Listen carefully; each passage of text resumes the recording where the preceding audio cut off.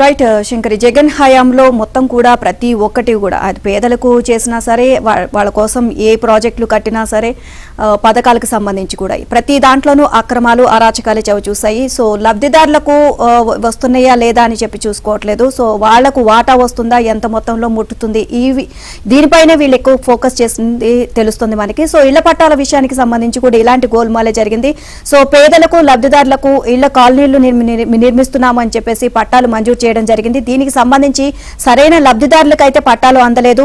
So YCP నాయకులకు, వాళ్ళకు కావాల్సిన వాళ్ళకి, నేతలకు, వీళ్లకు మాత్రమే ఈ పట్టాలు అందినట్లుగా తెలుస్తుంది. దీనికి సంబంధించి మళ్ళీ జగనే హయాంలో జగనే వస్తాడు, సో ఇవన్నీ కూడా మనం అనుభవించవచ్చు నెక్స్ట్ కూడా అని చెప్పేసి చక్కగా ఎంజాయ్ చేద్దామని చెప్పేసి అనుకున్నారు అందరూ కూడా. బట్ మొత్తం కూటమి ప్రభుత్వం అధికారంలోకి రావడం, ప్రభుత్వం మారిపోవడంతో ఇప్పుడు మల్లగుల్లాలు పడుతున్న పరిస్థితి అయితే కనిపిస్తోంది. రైట్, దానికి సంబంధించి చూస్తే తాము కట్టేది ఇల్లు కాదు, కాలనీలు.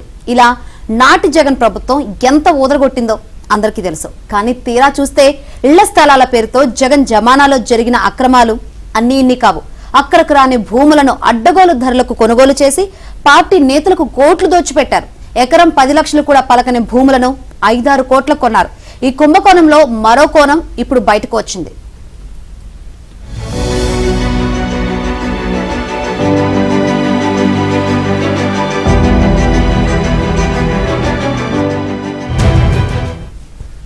వైసీపీ కార్యకర్తలు, నేతల బినామీల పేరుతో భారీగా ఇళ్ల పట్టాలు కేటాయించినట్లు తెలుస్తోంది. మళ్లీ జగనే వచ్చి ఉంటే వారంతా దర్జాగా పట్టాలు తీసుకుని ఉండేవారు.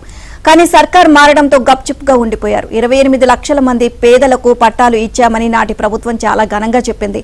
వాటికి సంబంధించిన బిల్లులు కూడా సెటిల్ చేసింది. కానీ ఈనాటి వరకు 9.2 లక్షల మంది ప్రభుత్వం వద్దకు వచ్చి తమకు కేటాయించిన కన్వీనియన్స్ డీడ్లు తీసుకోలేదు. కూటమి సర్కారు వచ్చి 6 నెలలు కావస్తుంది. అయినా అన్ని లక్షల మంది తమ పట్టాలు ఎందుకు తీసుకోవడం లేదు అన్నదే ఇప్పుడు ప్రశ్న.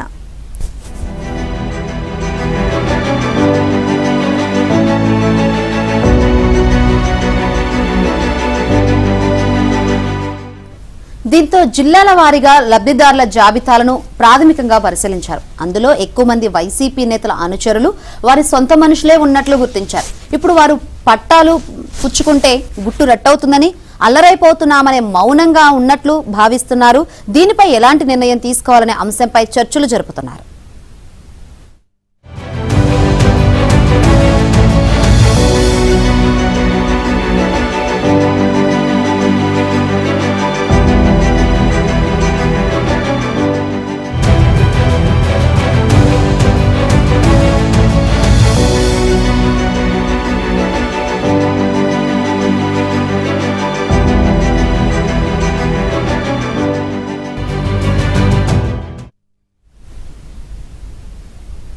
జగనన్న కాలనీల పేరిట అక్కరకు రాని భూములకు అడ్డగోలుగా చెల్లింపులు చేసిన వైనం పైన సిఐడి దృష్టి సారించింది. 2019-2024 కాలంలో జగన్ సర్కార్ పేదల కోసం 32,000 ఎకరాల భూమిని కొనుగోలు చేసింది. ఇందుకోసం 24,000 కోట్ల రూపాయలు వ్యయం చేసింది.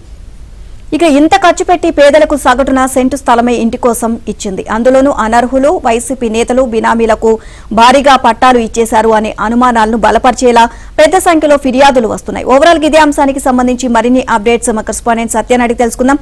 సత్య, పేదల ఇళ్ల స్థలాలకు పట్టాలకు సంబంధించి కూడా గోల్మాల్ జరిగింది జగన్ హయాంలో. దీనికి సంబంధించి వైసీపీకి సంబంధించిన వాళ్ళకే పట్టాలు అందినట్లుగా తెలుస్తుంది. ఓవరాల్ గా అప్డేట్స్ ఏంటి?